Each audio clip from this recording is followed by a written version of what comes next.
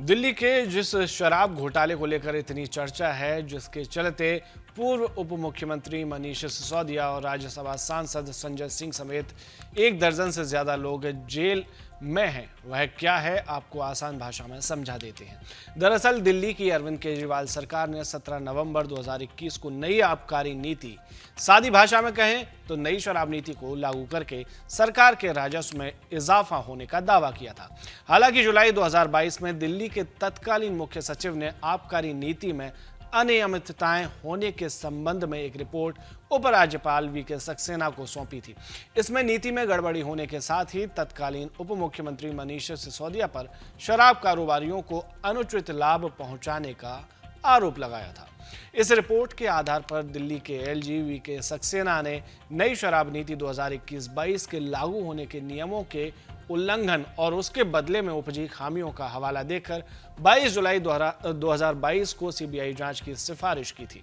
इस पर सीबीआई ने प्राथमिकी दर्ज की और सीबीआई की प्राथमिकी के आधार पर ईडी ने मनी लॉन्ड्रिंग का मामला दर्ज किया था। मतलब पहले सीबीआई ने मामला दर्ज किया और चूंकि ये मामला आर्थिक घोटाले से जुड़ा होने का अंदेशा था, तो इसमें ईडी भी उतर आई। अब इन्हीं दोनों एजेंसियों ने क्या कहा वो भी समझ लेते हैं। सीबीआई और ईडी का आरोप है कि पुरानी शराब नीति के बदलते वक्त कई अनियमितताएं की गई थी और लाइसेंस धारकों को जरूरत से ज्यादा लाभ दिया गया था। लाइसेंस धारक नहीं समझ आया हो तो उस दुकान का मालिक समझ लीजिए जिसके पास शराब बेचने का ठेका होता है। आगे बढ़ते हैं। इसमें लाइसेंस शुल्क माफ या फिर कम किए जाने का दावा किया गया।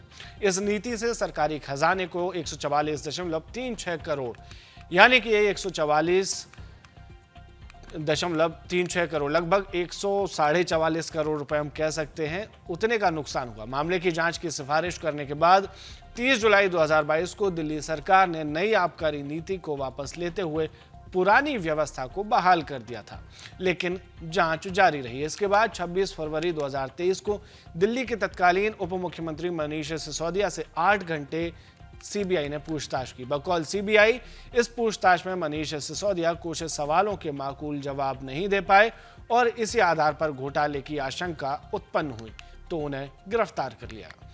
इसके बाद उन्होंने कई बार जमानत याचिका दाखिल की, पर जमानत अब तक नहीं मिली और अब इसी मामले में संजय सिंह को भी गिरफ्तार कर लिया गया है।